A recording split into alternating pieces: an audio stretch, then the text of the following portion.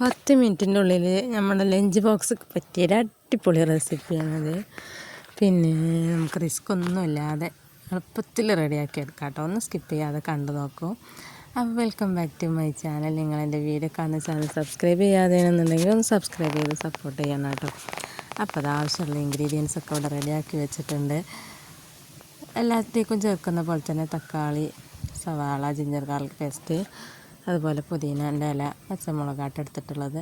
അതെല്ലാം കൂടെ എണ്ണയിലൊന്ന് നല്ലപോലെ വഴറ്റി എടുക്കുന്നുണ്ട്. പിന്നെ നമ്മുടെ മെയിൻ മാഗി ക്യൂബ് ചേർത്തിട്ടുണ്ട് കേട്ടോ. മാഗി ക്യൂബിൻ്റെ ടേസ്റ്റാണ് ഈ ചോറിന് വെറൈറ്റി ആക്കുന്നത്.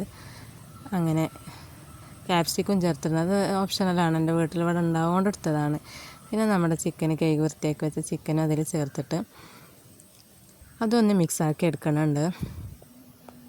എന്നിട്ട് നമുക്ക് അതിൽ വെള്ളം ഒഴിച്ചിട്ട് അത് തിളച്ച ശേഷം നമുക്കത് അരി ഇട്ട് കൊടുക്കാം കേട്ടോ.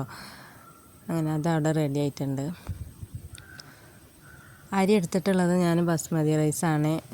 നമ്മുടെ റേഷൻ അരി ഉണ്ടല്ലോ, അത് ഇതിന് ബെസ്റ്റാട്ടോ. അങ്ങനത്തെ റൈസിന്, തട്ടിക്കൂട്ട് റൈസിനൊക്കെ പറ്റിയൊരു ഇതാണ്, അരിയാണ് നമ്മുടെ റേഷൻ കടയിലത്തെ അരി. പക്ഷേ അതിൻ്റെ കയ്യിലില്ല, അപ്പോൾ ഞാൻ പിന്നെ ഈ ബസ്മതി റൈസ് എടുത്തതാണ്. അപ്പോൾ അങ്ങനെ വെള്ളം ഒഴിച്ച് അത് തിളക്കട്ടെ. അത് തിളച്ച ശേഷം നമുക്കിതിലേക്ക് അരി ചേർത്ത് കൊടുക്കാം.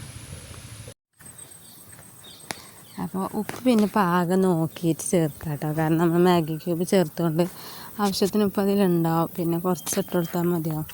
അങ്ങനെ വെള്ളമൊക്കെ തിളച്ചപ്പോൾ റൈസൊക്കെ ചേർത്ത് കൊടുത്തിട്ടുണ്ട്. ഇനി നമുക്ക് 10 മിനിറ്റ് തയ്ച്ച് വേണ്ട, എല്ലാം റെഡി ആയിട്ടുണ്ട്. ഇവിടെ 2 വിസിൽ മാത്രം വെയിറ്റ് ചെയ്താൽ മതി. അപ്പോൾ നമ്മുടെ അടിപൊളി റൈസ് ഇവിടെ റെഡി ആയിട്ടുണ്ട്.